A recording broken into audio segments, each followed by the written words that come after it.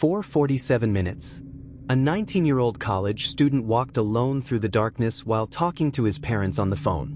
They could hear him. They knew he was alive. Then suddenly, he shouted, "Oh shit!" and vanished. More than 17 years later, nobody knows what happened next. No body, no confirmed sighting, no answers. Just one phone call that ended in one of America's most chilling unsolved mysteries. But what makes this case even stranger is that Brandon wasn't where he thought he was. And that mistake may have cost him his life. The date was May 14, 2008. 19-year-old Brandon Swanson had spent the evening celebrating the end of the school year. Like thousands of students across America, he was simply heading home. The drive should have taken less than an hour. Instead, it became the beginning of a mystery that remains unsolved to this day. At approximately 2 o'clock in the morning, Brandon's car slid into a ditch on a remote rural road. The accident wasn't serious. He wasn't injured. The car simply couldn't move. So he did the obvious thing. He called his parents. At the time, nobody believed there was any danger. It seemed like a minor inconvenience. A quick pickup, a short drive home. Nothing more. Brandon told his parents he was near the town of Lind, Minnesota. His parents immediately got into their vehicle and drove to find him. They stayed on the phone the entire time. Brandon flashed his headlights. His parents flashed theirs. But something didn't make sense. Nobody could see anyone. Again and again they tried. Again and again they failed. Despite speaking directly to each other, they couldn't find each other. And neither side understood why.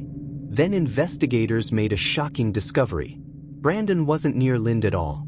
He was approximately 25 miles away. The entire search had been happening in the wrong location. While his parents searched one area, Brandon was stranded somewhere else entirely. Eventually, Brandon made a decision.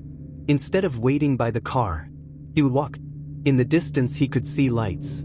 He believed they belonged to a nearby town. Safety. A faster way home. So he left the vehicle behind and began walking.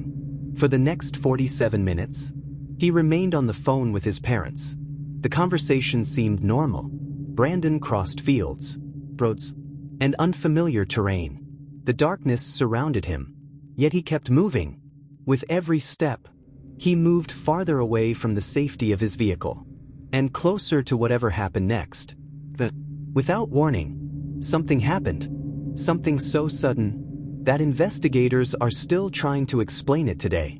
While speaking to his father, Brandon suddenly shouted, "Oh shit!"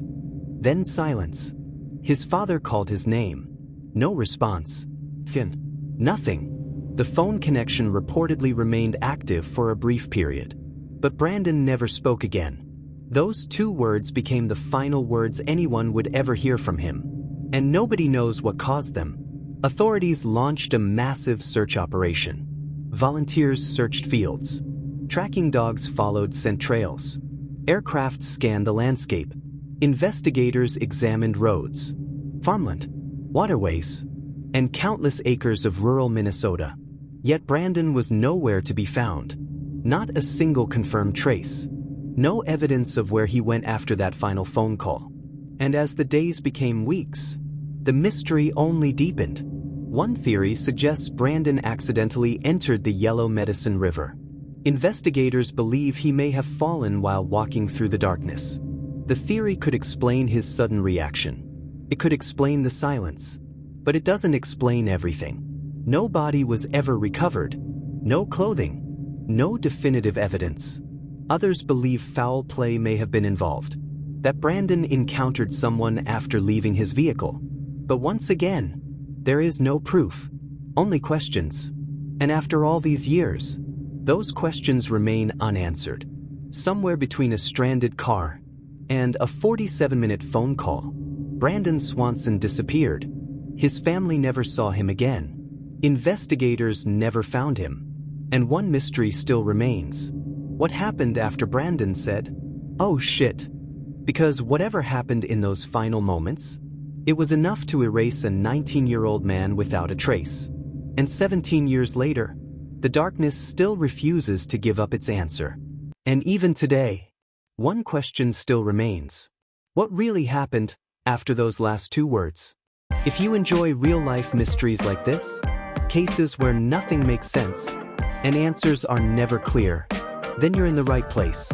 Because here on Cold Mysteries, we don't just tell stories, we uncover the ones that were never solved.